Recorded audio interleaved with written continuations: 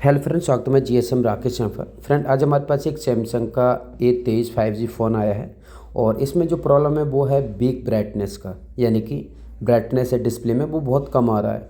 Brightness तो आ रहा है बट पूरा ब्राइटनेस नहीं आ रहा है, देख सकते हैं यहाँ पर।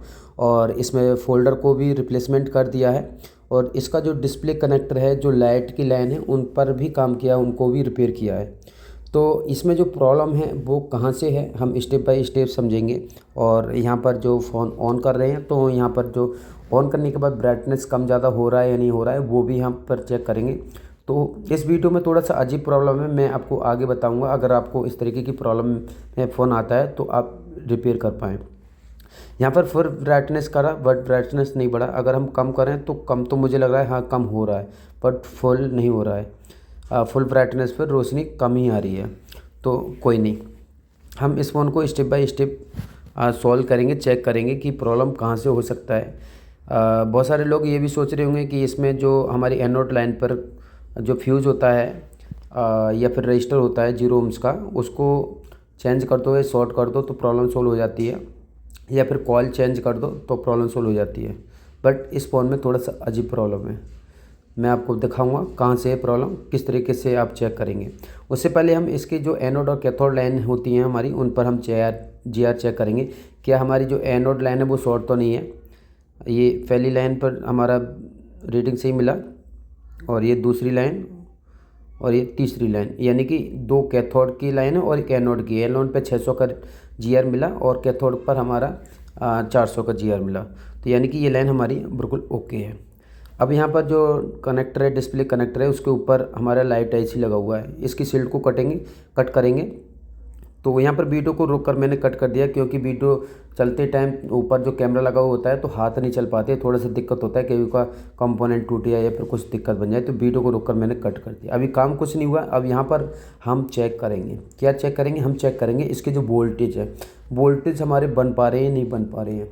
अगर हम कनेक्टर पर चेक करते तो वोल्टेज चेक नहीं हो पाती, क्योंकि हमारी जो इनेबल लाइन होती है आईसी को ऑन करने के लिए, वो हमारी फोल्डर से आता है, तो वो वोल्टेज नहीं बन पाएंगे। तो यहाँ पर शील्ड को ही कट करके ही हम कर सकते हैं। फ़ोन को हम ऑन करेंगे, वरना हमारा 4 वोल्ट ही दिखाएगा, जो बैटरी का वोल्टेज है वही दिखाएगा।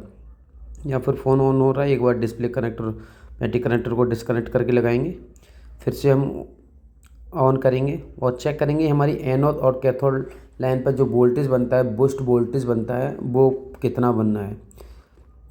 तो यहाँ पर जो प्रॉब्लम है वो मैं यहाँ पर थोड़ा सा बताना चाहूँगा कि अजीब ही प्रॉब्लम है और आप भी नहीं सोच सकते कि इस तरीके की प्रॉब्लम में भी ये प्रॉब्लम आती है। चलो कोई नहीं, यहाँ पर हम वोल्टेज चेक करेंगे। हमारा मल्टीमीटर ऑटो में सेट है और ये मल्टीमीटर मैंने दूसरा लिया है, तो अभी इसका मैंने रिव्यू नहीं दिया है, ना ही मैंने अनबॉक्सिंग वीडियो तो बना रखा है बट डाला नहीं है, क्योंकि जब तक इसका रिजल्ट पता नहीं चलेगा किस तरीके से काम कर रहा है, क्या कमी है और क्या अच्छाई है क्या बुराई है, जब तक मैं इसका रिव्यू नहीं दूंगा। बाकी अभी अच्छा चल रहा है और ये ऑटो मोड में काम करता है और मैनुअल में भी काम करता है।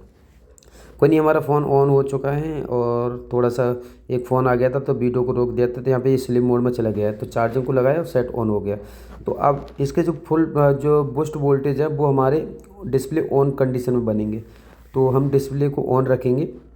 अब यहाँ पर हम एनोड और कैथोड लाइन को चेक करेंगे। हम पहले एनोड लाइन पर देखेंगे 20 वोल्टेज बनना है, यानी कि वोल्टेज तो बनना है बट डिस्प्ले में ब्राइटनेस नहीं आ रहा है, कम आ रहा है। अब यहाँ पर हमने ग्राउंड यूज किया, हम यहाँ पर यूज करेंगे एनोड और कैथोड की जो 2 लाइन होती है कैथोड की, उन पर चेक करेंगे। उन पर पूरा वोल्टेज बनना है, 20 वोल्टेज एक पर बनना है। दूसरी पिन पर देखते हैं, दूसरी पिन पे भी 20 वोल्टेज बनना है, यानी कि दोनों कैथोड की लाइन भी ओके हैं और हमारा एनोड लाइन भी ठीक है। अब ये स्लिम मोड में पहुंच गया तो 4.2 वोल्टेज दिखाने लगा। तो अब इसे हम कैसे रिपेयर करें, तो भाई फोल्डर भी चेंज कर दिया, कनेक्टर भी रिपेयर हो गया और वोल्टेज भी बनना है, तो अजीब प्रॉब्लम है नहीं है। तो ये प्रॉब्लम कहाँ से हो सकती है।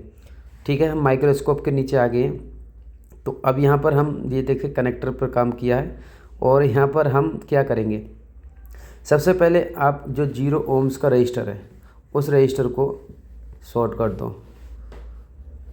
और पहली बात तो इसमें 0 ohms का रजिस्टर है वो ख़राब नहीं होगा, क्योंकि हमारा 20 वोल्टेज बनना है उस रजिस्टर ख़राब होने से वोल्टेज करीब 12, 13, 15 वोल्टेज के आसपास बनता है। तो हम इस फ़ोन में ओनली कॉइल चेंज करेंगे, क्योंकि हमारे लिए सारे कंपोनेंट हैं, वोल्टेज है वो प्रॉपर दिखाई दे रहे हैं। अगर आप इसका बोर्नी उठा के देखो, बोर्नी में इसका लाइट सॉल्यूशन देखो, तो उसमें जो वोल्टेज है लाइट की एनोड लाइन पर 24 वोल्टेज दिखा रहा है, और ये वोल्टेज कितना दे रहा है हमारा 20 वोल्टेज दे रहा है। तो वोल्टेज बनाने के लिए, बूस्ट करने के लिए कौन सा कंपोनेंट काम में आता है, कॉइल। तो ये कॉइल हमारा, मुझे यहाँ तक लगता है कि पूरी तरह से ख़राब तो नहीं हुआ है, बट ये वीक हुआ है। हो सकता है कस्टमर ने फुल ब्राइटनेस करके चलाया हो। तो ये कॉइल पूरी तरह से ख़राब नहीं हुआ है, ये वीक हुआ है। तो यहाँ पर हम कॉइल चेंज करते हैं। यहाँ पर थोड़ा सा मैंने पीपीटी डाला है इसका जो टेम्परेचर डाउन करने के लिए, क्योंकि बगल में आईसी लगा हुआ है, जल्दी से लग जाए। तो यहाँ पर हमने जो कॉइल है वो एमआई के फ़ोन में से निकाला है, और इस कॉइल को हम यहाँ पर लगाएंगे और देखेंगे कि हमारा जो वोल्टेज है बूस्ट, जो 20 वोल्टेज बनना था उसकी जगह पर 24 या 25 वोल्टेज बनता है नहीं बनता है। कॉइल हमारा लग गया, थोड़ा सा ठंडा होने देंगे और उसके बाद हम ऑन करके देखेंगे और वोल्टेज भी चेक करेंगे। पहले हमारा वोल्टेज बनना था 20 वोल्टेज। ये कनेक्टर रिपेयर किया है लाइट की, ये तीनों लाइनें, तो ये कोई प्रॉब्लम नहीं है, तो सब कुछ ठीक है। तो अब हम टेस्टिंग की बारी है, टेस्टिंग कर लेते हैं। ये देख सकते हैं यहाँ पर हमने ओनली कॉइल को चेंज किया है, और पुराना वाला का कॉइल को मैं दिखाना चाहूँगा, उसका आकार थोड़ा सा अलग है और ये अलग है। कोई नहीं, अब हम फ़ोन को चेक करके देख लेते हैं। अब कुछ लोग ये सोच रहे होंगे भाई कॉइल तो हम बिना चेक करके भी चेंज कर लेते हैं, तो भाई वो ठीक है, बट इसमें वोल्टेज बनना है। पैटी कनेक्टर पर तो आप, सॉरी डिस्प्ले कनेक्टर पर तो वोल्टेज या जीआर तो चेक करोगे, वोल्टेज तो बनना था 20 वोल्टेज। और 20 वोल्टेज देखोगे तो आपको लगेगा बूस्ट हो रहा है वोल्टेज, जो ब्राइटनेस है वो आना चाहिए, बट इसमें नहीं आ रहा है। तो ये थोड़ा सा अजीब ये प्रॉब्लम था, बाकी का अजीब नहीं था। देख सकते हैं यहाँ पर लाइट फुल आ गया। अब मैं यहाँ पर वोल्टेज दिखाना चाहूँगा, अब कितना फ़र्क पड़ा। पहले हमारा वोल्टेज है वो बनना था 20 वोल्टेज, और अब 24 या फिर 25 वोल्टेज बनेगा। अब 20 से 24 वोल्ट या 25 वोल्ट बनने में कितना ब्राइटनेस का फ़र्क पड़ गया 4 वोल्टेज से। ये देखो बन गया नहीं 24 वोल्टेज। तो भाई ये 24 वोल्टेज से चल रहा है फोल्डर, 24 वोल्ट से ब्राइटनेस आ रहा है, इसलिए इसमें जो ब्राइटनेस है वो कम आ रहा था 20 वोल्टेज पर। वोल्टेज तो बूस्ट हो रहा था, बट पूरा बूस्ट नहीं हो पा रहा था। तो इसमें जो फॉल्ट बनता है वो एक तो 0 ohms का जो रजिस्टर या फिर हमारा कॉइल लगा हुआ होता है या फ्यूज़ होता है उससे भी बनता है, या फिर हमारा बनता है बूस्ट कॉइल से।